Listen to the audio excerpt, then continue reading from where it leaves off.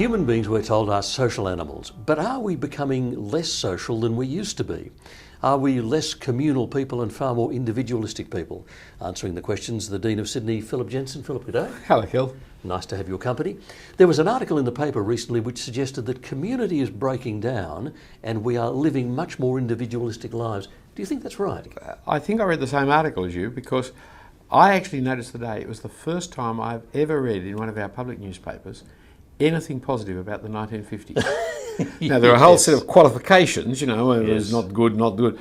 But in the 1950s, so the article went, we had community. I mean, I get a feeling that community, a feeling of community is so lacking that on those occasions it breaks out. And volunteering for the 2000 Olympics in Sydney was one of those. Yes, it did break out there, wasn't it? Yes. And even the spirit in the whole of Sydney was very communal. We all belonged to. Yeah. When it happens, there's a great celebration of it. Yes, because it's really nice. It's great fun. And we're missing it. We are, yes. There were lots of reasons, aren't there? I mean, part of that community of knowing people in your street was that there was no supermarket. Right. You had to go down to the local grocer's shop, and you had to go down several times in a week. And as I remember it too, with a string bag, as I recall. With a string bag, and we stood behind the counter, and lots of other people standing behind the counter, while Mr. Kerr, lovely man, used to measure out different bits and pieces. Our grocer was Mr. Tunney. Yeah. The biscuits came out of a big tin. That's right. And so you weighed out the sugar, you weighed out the flour, you didn't have it pre-packaged in. Mind you, at this point, if you're under 40, you're saying, what are these old blokes talking about? Exactly. But that created a community in the sense that you walked a lot. We didn't have a motor car.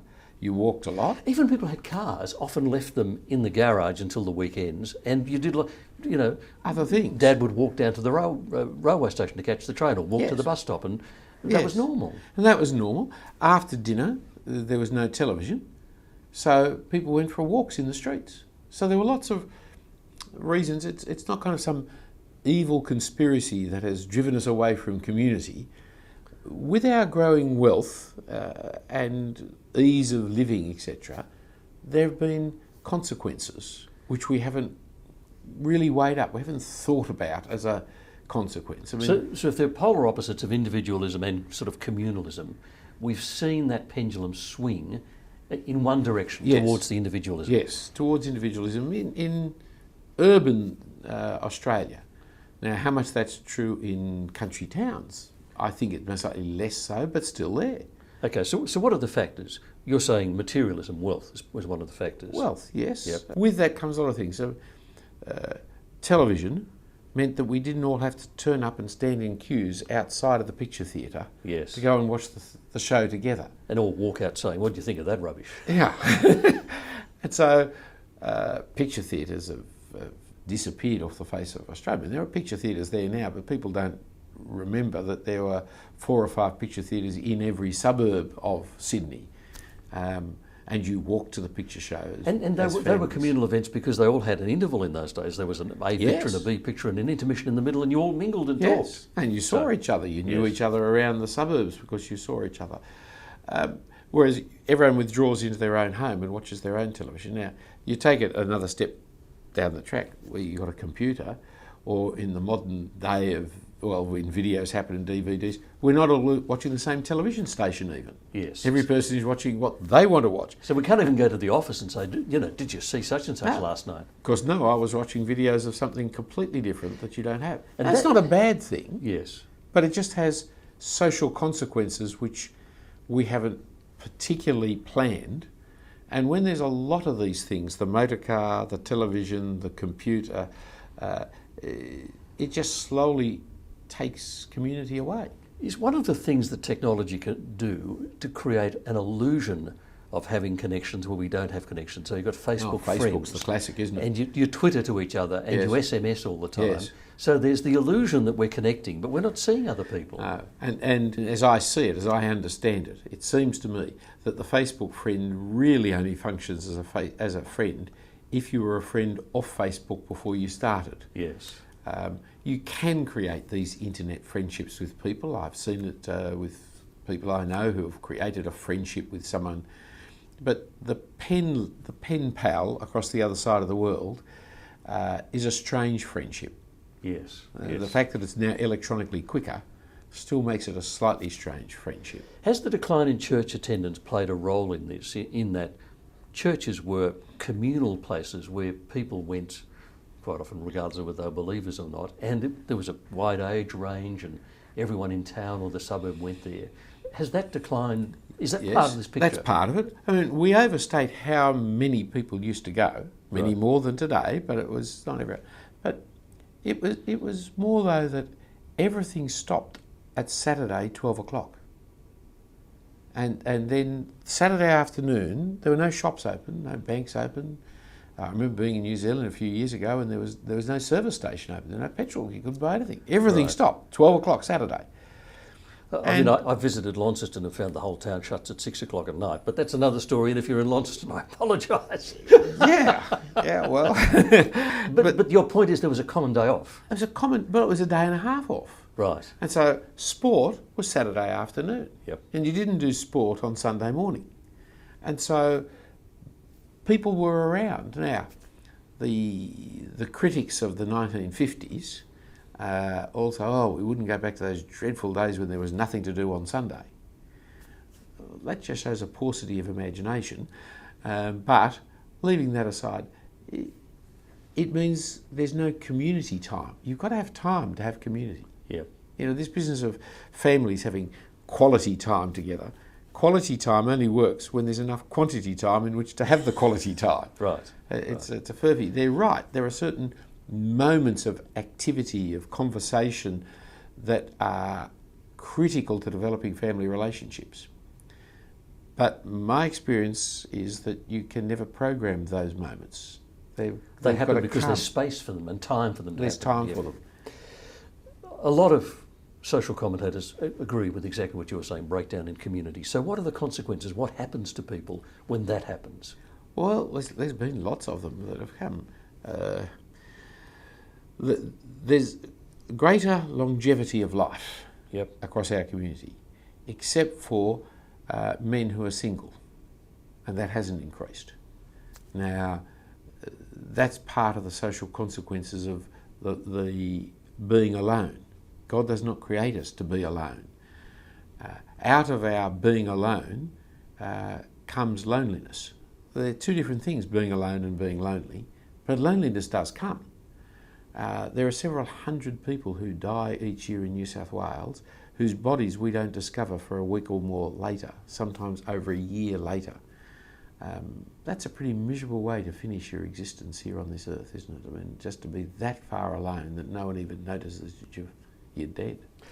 Hugh Mackay, the researcher, said to me once, every third dwelling in Sydney only has one adult in it. Yes. Might be children in it, but there's only one adult. Yeah, that's right. I mean, that's terribly isolating, isn't it? Well, it's a different world. Now, some people go, I want to live alone. And hey, it's a free country. If they want to live alone, that's their privilege. And just because you're living alone doesn't mean you're lonely. Yes. You can be a person who interacts very actively with the community.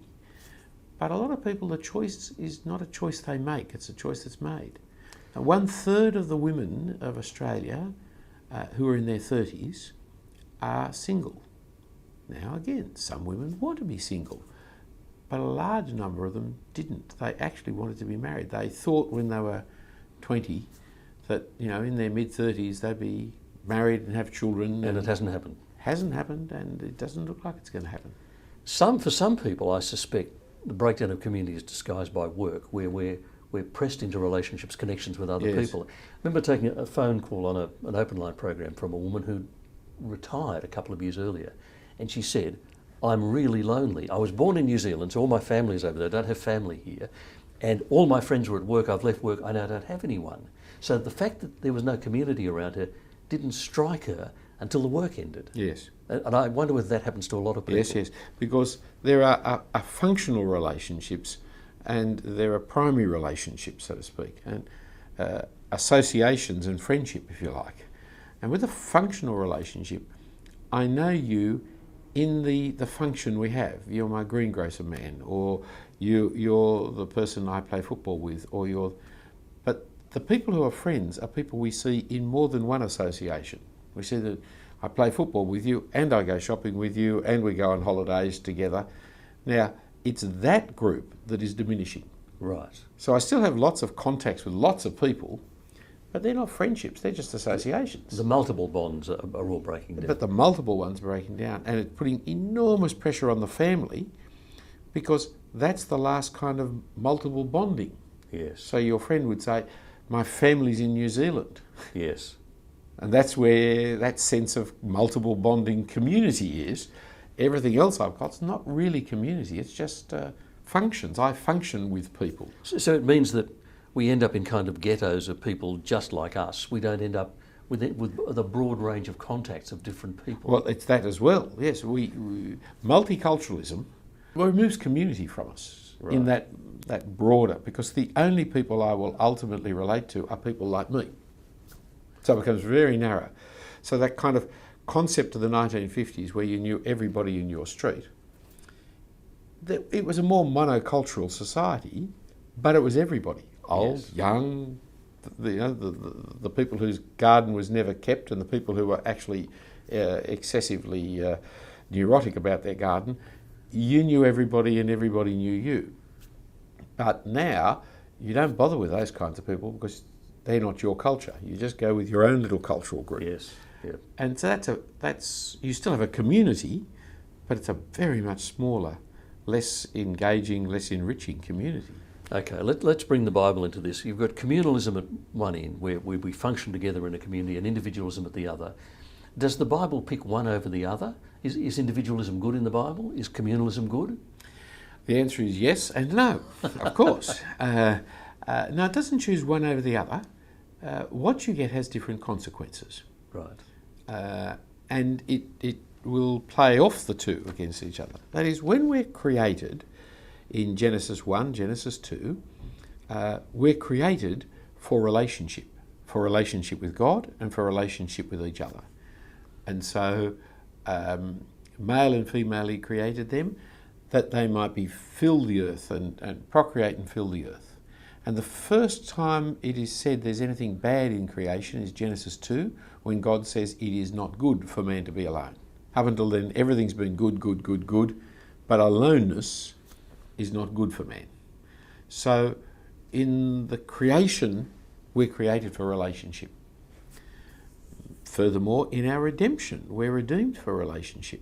So when we're saved so that we can come back into relationship with God, call God our Father, call other Christians brothers and sisters, join into the congregation of God's people.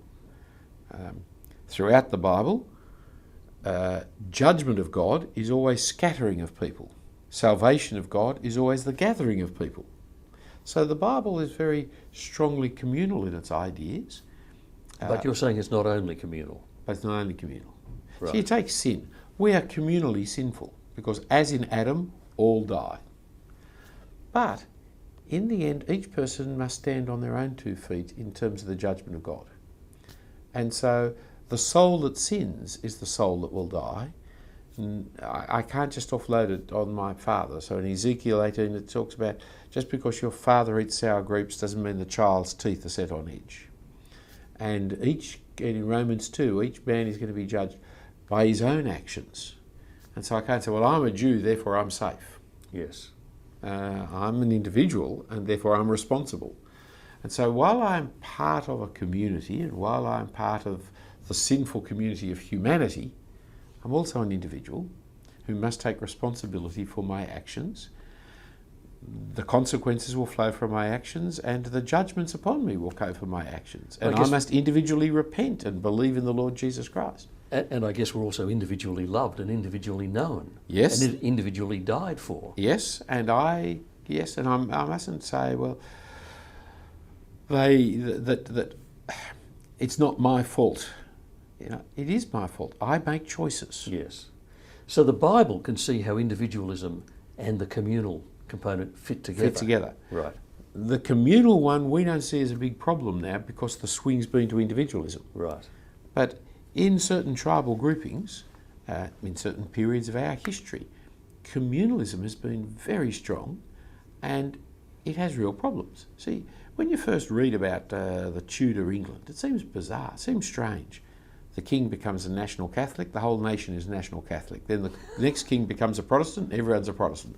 Next queen's a Roman Catholic, everyone's a Roman Catholic. Next queen's a Protestant, so everyone's Protestant again. And you think, well, can't they make their own minds up?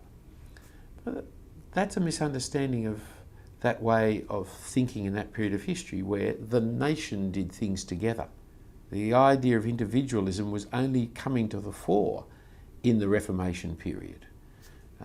It's the Vicar of Bray song, if you remember, where it doesn't matter what the king is, that's what he is, and yes, he'll always yes. be the Vicar of Bray. It's being sent up by then, as isn't this bizarre that you believe what everybody else believes? But that's tribalism, and that's a very real thing. And so the great crime in communalism is that you will bring shame on the family. And shame is a powerful deterrent for doing anything eccentric, anything individualistic, anything you must. Now, there are communities in Australia. Small country communities, for example. Well, yes, there can be. Yes, you bring discredit on our family. Everybody in the town will know if you do that. Yeah. Well, I mean, if every son in the family had become a carpenter like Dad, and suddenly one decided to become an artist. Yes, very strange. Hard to cope with. Yes. But we see it in little ethnic groups here in Australia.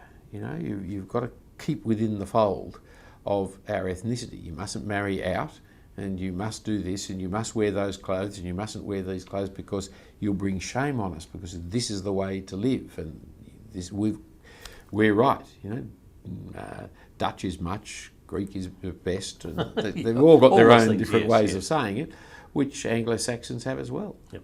So, accepting that there are dangers in excessive community, that's not the danger we're facing now. We're facing what someone once called hyper-individualism, aren't we? Yes, yes. Much more is the swing to this individualism, Right. which really is profoundly self-centred. I mean, the end of it has got to be self-centred selfishness. It's got to, I live for myself.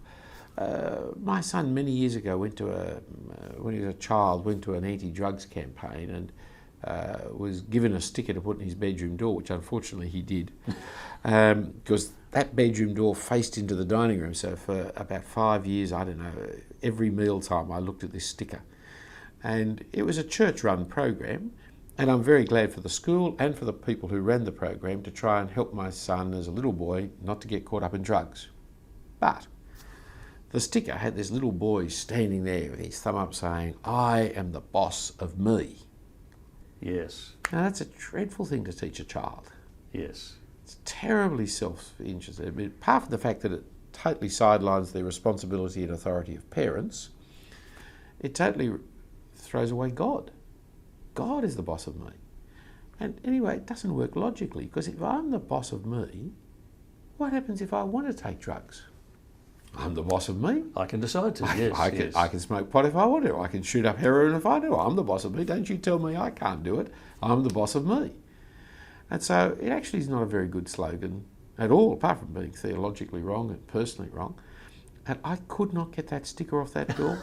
It was impossible. It was the best sticker I've ever seen. In the end, it would be easier to remove the door from the sticker than the sticker from the door. It actually evokes an echo for me. There was a man who was executed for a terrorist attack in America on a government building, a white American. I mean, it wasn't a foreigner.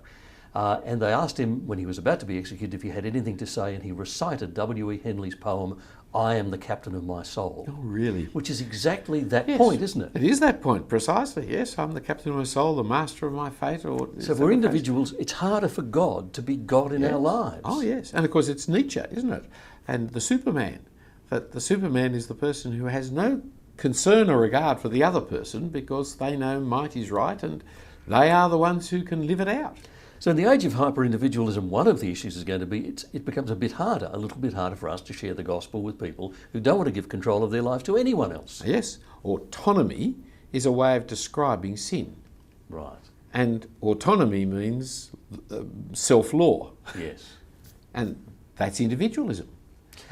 It's my life to do with I please, and don't you or God or anybody else tell me what to do. Well, list of synonyms for individualism. Autonomy is one of them. Yes. Independence. Yeah. Right? Yes. It means I'm not going to be dependent on anyone else, not even on God, I guess. That's right. Whereas a Christian believes in dependence because we depend upon God. Dependence is fundamental to our way of life, and we also believe in depending on one another. We think it's actually a good thing to depend upon each other. And support one another. Yes. Yeah. Individualism means self-government. Yes, which of course we believe in the Lord Jesus Christ's government. We believe in living under his government and all the governments he places over us, like the federal government, the state government and the like. And words like freedom and liberty. Yeah, we're free when we live under the restriction of God's word. You know, it's the freedom of the train that runs on its tracks. Yes. It's not free to run when it's in the paddock. And in the end, I suppose, the person who imagines they're free, we're told by Scripture, is actually a slave to sin. Yes. So it's a deceptive Yes, it is. freedom, isn't it's it? Totally deceptive freedom, yeah. The antonyms, the opposites to individualism, dependence. Yes. So we have to, right, we depend on the community. Reliance. Yes. We rely on other people. Trust. Yes. Does trust start to vanish when the pendulum swings to individualism? Oh yes, the totally individual person doesn't trust anybody, whereas the communalist always has to trust everybody. That you live in positive relationships with people all the time. Trust is what you do with someone until they prove themselves untrustworthy. But the individualist always starts on the suspicion that the other person's untrustworthy. Right, right. And you can never make friends if you approach people on the grounds that I can't trust you. I had a retired businessman say to me once that when he started in business in the 1950s, he said a handshake was binding. Yeah. He said That's nowadays, gone, isn't it? unless it's in triplicate drawn up by the lawyers, it's not binding, and even then, if you're competing with a bigger corporation with a lot of legal power, you can forget about it. Yes. Yeah. So that's so individualism, there's been the kind of death of trust in the community. Yes, and it's a chicken and egg problem though.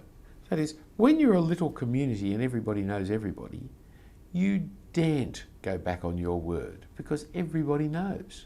But as you become a big city or an international city and you're dealing with people that you don't really know, then they can get away with lying and cheating and going back on their words because tomorrow they're in Perth, the next day they're in Singapore, the next day they're in Moscow, who knows who they are. Another one of the words that's on this list as an antonym, an opposite of individualism, is confidence. Are people in communities where there's a strong sense of community more confident? Yes, of course they are, because you gain your confidence from relationships, especially family relationships. I was reading an article on a philosopher who was semi-embarrassed by the fact that when he was a small child and came home from school, his mother was always there. But he was saying, but it did create a sense of personal security. Yes. Well, of course it does. You come home to a latchkey kid, might have individualism, but also has insecurity. Okay, we're living in a society where the pendulum has swung away from community towards individualism. We need to respond to that as Christians. I mean, there's the little thing of we need to think about how we share the gospel. We're talking to people who don't want to hand control over to anyone. But our church communities, do they become more important then? Well, I think they do. They become... I went to a Scottish church in the Highlands, a little village. It was a very strange morning, really. My family were there. The five of us were coming in a combi and we got there early. We were the first there. We went in, sat down. Other people came in.